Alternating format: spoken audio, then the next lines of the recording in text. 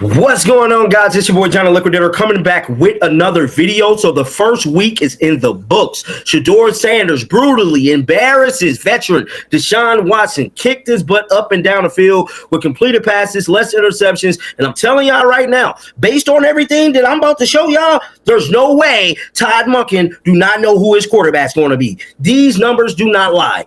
Shedeur has proved he was supposed to be third string. Nobody told him that. Because by the end of week 1, the Cleveland Browns had a problem they didn't know how to talk about out loud. Somewhere in a quiet corner of a locker room in Berea, Ohio, a rookie who was drafted like an afterthought was quietly making a franchise question everything it thought it knew about its own quarterback room. No press conference, no demands, no drama. Just numbers on a stat sheet that refused to be ignored. This is the story of a training camp that was supposed to be routine. It wasn't. Shedeur Sanders wasn't brought to Cleveland to be a savior. He was brought in as a project, a name with a famous father, a talented arm nobody quite trusted yet, and a draft slot that made half the league snicker. He fell further than almost any quarterback of his caliber in recent memory. Everybody had a theory why. Bad interviews, bad body language, a father who talks too much and too loud for some people's taste. Whatever the reason, the message from the league was loud and clear. We are not sure about you. And then, week 1 happened. Numbers came out of that first week of camp that nobody expected, a completion rate that towered over the presumed starter, touchdowns piling up, turnovers almost non-existent. Meanwhile, the veteran the Browns handed a fortune to, the guy penciled in as the unquestioned starter, was struggling. Interceptions were stacking up, the accuracy wasn't there. Whispers started about a shoulder that maybe never fully healed.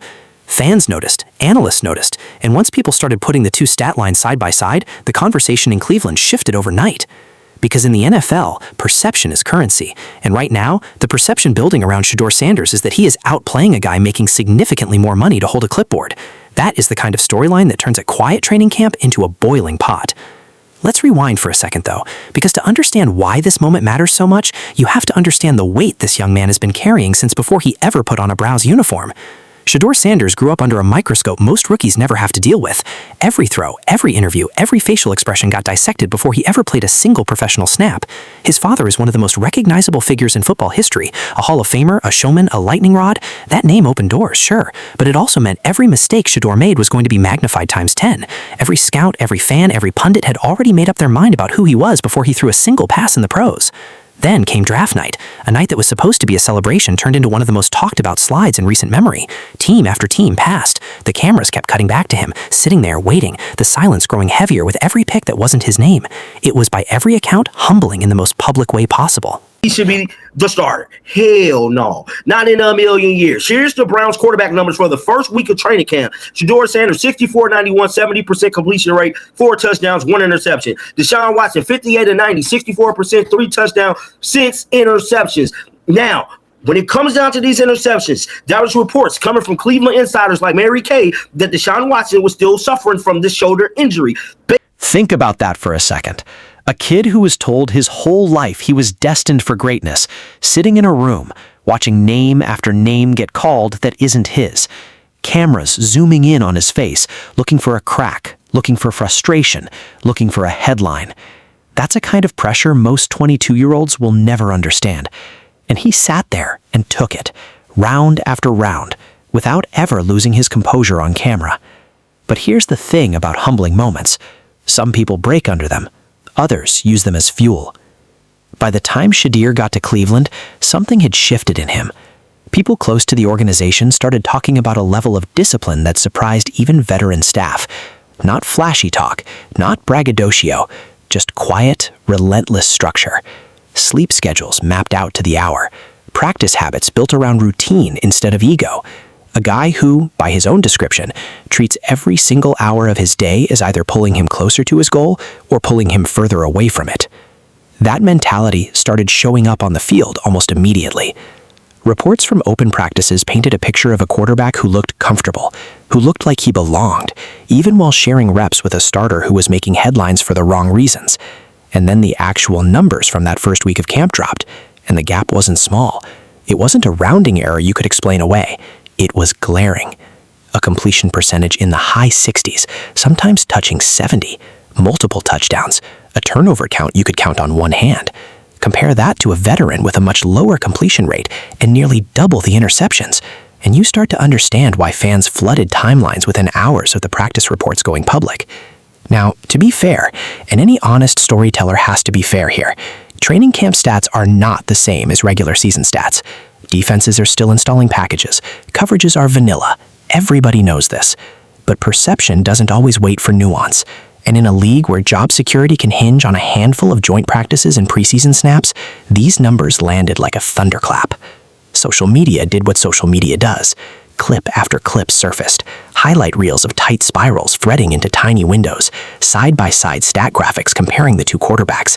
Analysts who had questioned Shedeur's draft slide were suddenly forced to admit, on camera, that the tape looked different than they expected. Sports radio in Cleveland lit up within hours. Callers who had spent months defending the front office's decision to hand the veteran a massive deal were suddenly hesitant, some even outright reversing course. National talking heads who barely mentioned Shedeur's name during the draft cycle were now breaking down his footwork frame by frame. That's how fast a narrative can flip in this league. 1 week of tape, and suddenly the guy nobody wanted to touch is the guy everybody wants to talk about. And through all of that noise, Shedeur himself stayed remarkably even. In a sit-down conversation with a Browns legend during camp, he didn't take a single shot at his fellow quarterback. He didn't lean into the drama the internet was so desperate for. Instead, he talked about rhythm. He talked about timing. He talked about the simple, almost meditative feeling of having his eyes in the right place and his feet in the right place on a play, the sensation of everything clicking without him having to force it. That's not the language of a guy trying to win a media battle. That's the language of a guy trying to master a craft. Bernie Kosar out here for day 2 for me at Browns training camp. Super honored today to be talking to the awesome Shedeur Sanders. What's going on? Welcome out here today. You're awesome, man.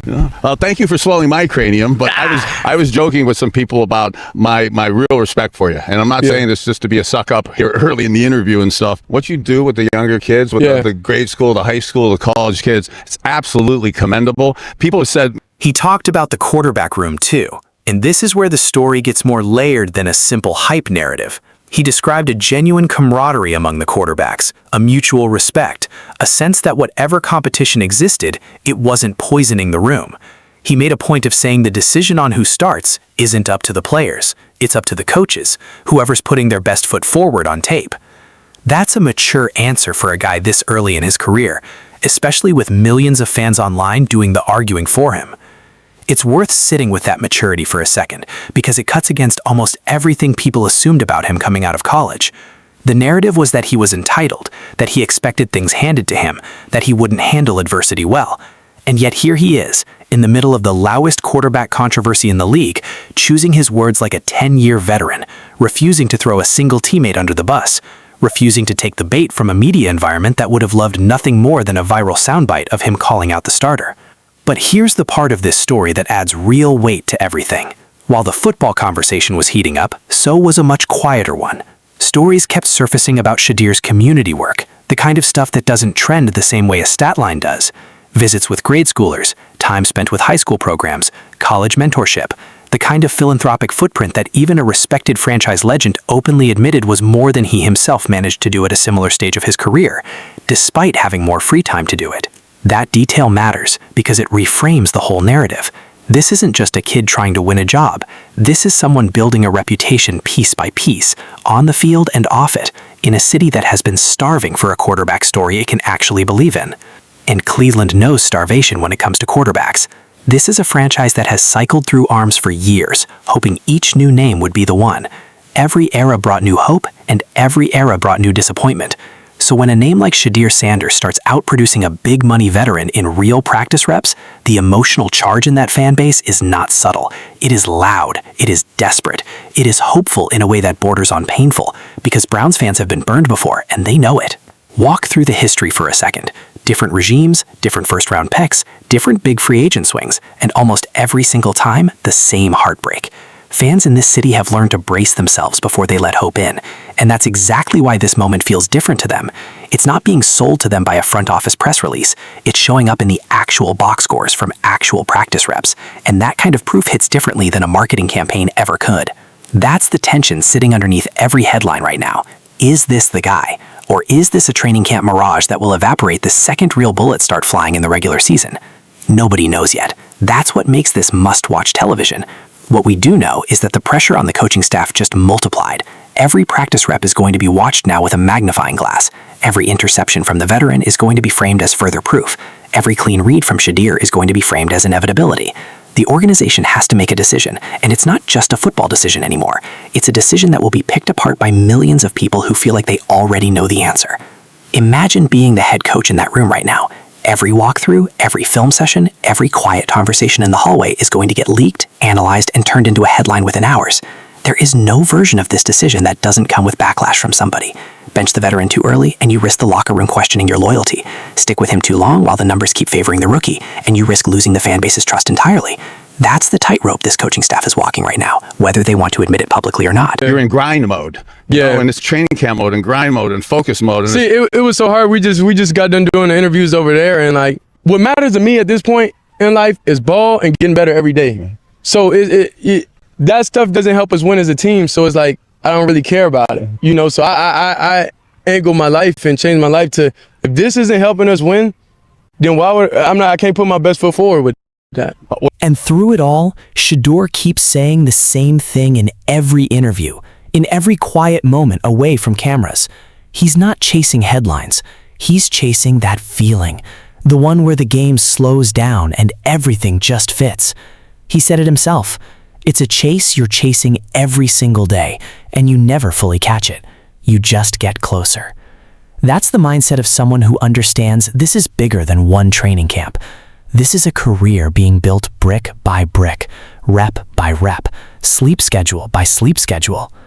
There's also something to be said about how he talks about his teammates, the bond forming in that locker room, away from the cameras. Team retreats, quiet conversations, guys learning what each other are great at and what each other still need to work on. That's not something you fake for an interview. That's the kind of chemistry that shows up on Sundays when the lights are brightest and the pressure is heaviest. So where does this go from here? If the coaching staff hands him the keys and there's a growing chorus of voices insisting they should, this becomes one of the most compelling redemption arcs in recent NFL memory. A guy who fell on draft night, who absorbed criticism most rookies never have to face, stepping into a starting job in front of a fan base desperate for someone to finally believe in. If they don't, if the front office decides to stick with the bigger contract and the bigger name, then this becomes something else entirely. It becomes a slow-burning storyline that could define the entire season. Every incompletion from the veteran replayed next to every clean throw from the kid who was supposed to sit and wait his turn. Either way, the next few weeks are going to matter more than almost any training camp storyline in the league this year. If this story has you as locked in as it has us, make sure you're subscribed, because this is exactly the kind of storyline we're going to be following every single step of the way, through preseason, through final cuts, all the way to week 1 of the regular season. Because here's the truth, nobody in that building can say out loud yet. Sometimes the guy who falls the furthest on draft night is the same guy who ends up rising the fastest once the pads come on and the cameras start rolling. Shedeur Sanders didn't ask for this quarterback battle. He didn't create the headlines or the comparisons or the tension building around every practice report leaking out of Berea. All he did was show up, put in the hours, stick to the routine nobody sees, and let the tape speak for itself. And right now, that tape is speaking louder than anyone in that organization probably expected. Think about the layers stacked against him coming into this league. The draft slide that humiliated him publicly, a veteran quarterback ahead of him on the depth chart making life-changing money, a fan base still nursing wounds from years of quarterback disasters, a media environment ready to pounce on any misstep, and through every single one of those obstacles, he just kept doing the quiet, boring work that doesn't make headlines until suddenly it does. The question everyone in Cleveland is quietly asking themselves isn't whether Shedeur Sanders can play.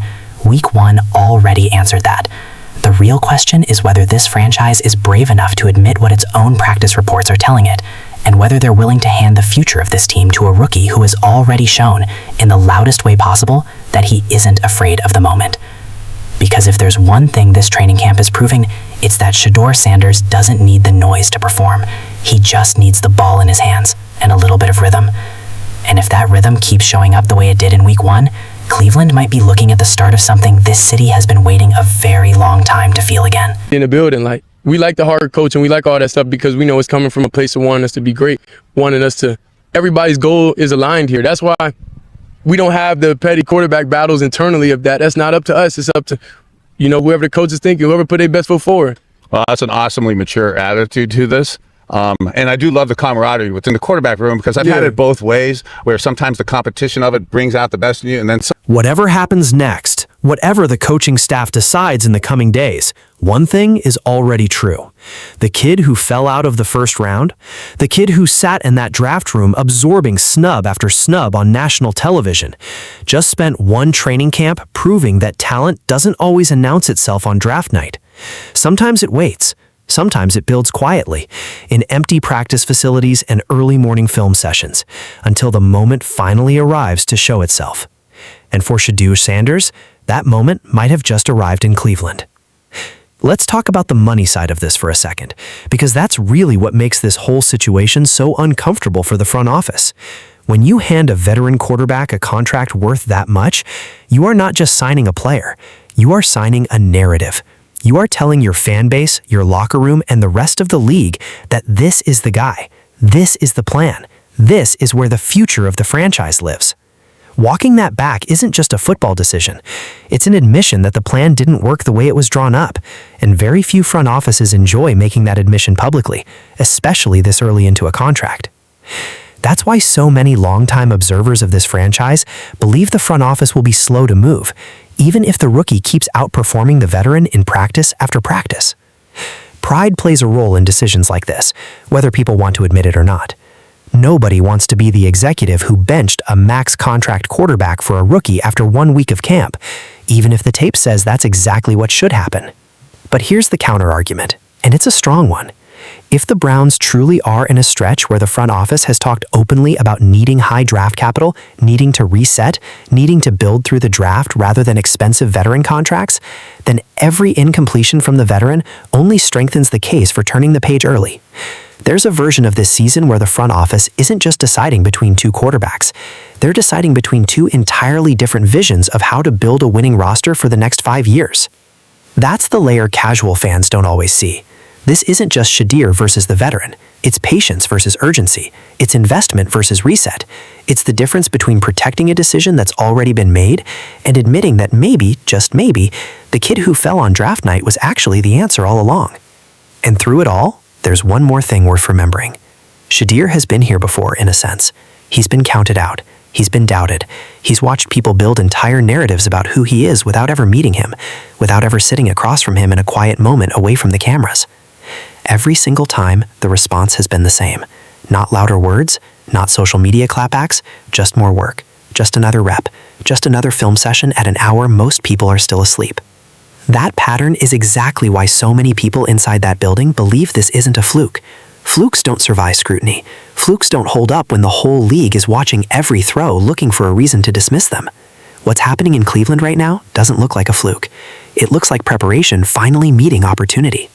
So as this story continues to unfold, as training camp rolls into preseason games, as preseason games roll into final roster cuts, keep one thing in mind. The loudest storylines in sports rarely resolve themselves quickly. They build, they simmer, they test everyone involved.